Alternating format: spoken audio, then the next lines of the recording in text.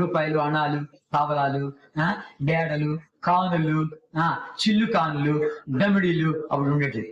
ఆ కొన్ని అణాలు ఉంటే అణాలు తీసుకొని బైబిల్ సొసైటీకి వెళ్ళి కొన్ని స్వార్థలు తీసుకొని ఇక్కడి నుంచి ఇక్కడిగా పెట్టుకొని ఆ బజార్లు, బొంబాయి బజార్లో అమ్ముతున్నాయంట. వాళ్ళకి ఇస్తున్నాయంట. ఎవడన్నా ఏంటి సంగతి చెప్తురా, ఒక కప్పు టీ తాగుతురా అని మాట్లాడుకుంటాం అని తీస్తే ఆ దినానికంతా ఆ కప్పు టీ అంటే భోజనం. ఎవడన్నా బిస్కెట్ తిప్పిస్తే అదే అంట భోజనం. ఆర్థిక ఇక్కడి నుంచి ఏదైనా పెట్టుకొని స్వార్థ అమ్ముతున్నాడు బొంబాయి పట్టణంలో. ఒకసారి నేను భక్తి గారు బొంబాయిలో కారులో పోతుంటే, తిమోతి మా అమ్మ నాన్న వదిలిపెట్టి వెళ్ళిపోయినారు. అప్పుడు ఏ విశ్వాసి లేడు, ఏ సంఘం లేరు, ఎవరు లేరు తిమోతి. ఇదే బజారులో ఎన్నిసార్లు ఇక్కడి నుంచి పెట్టుకుని స్వార్థలు అమ్మాను అంటుంటే నా కళ్ళు నీళ్ళు ఇచ్చాయి. కనుక అట్లాంటి వాడు ఈ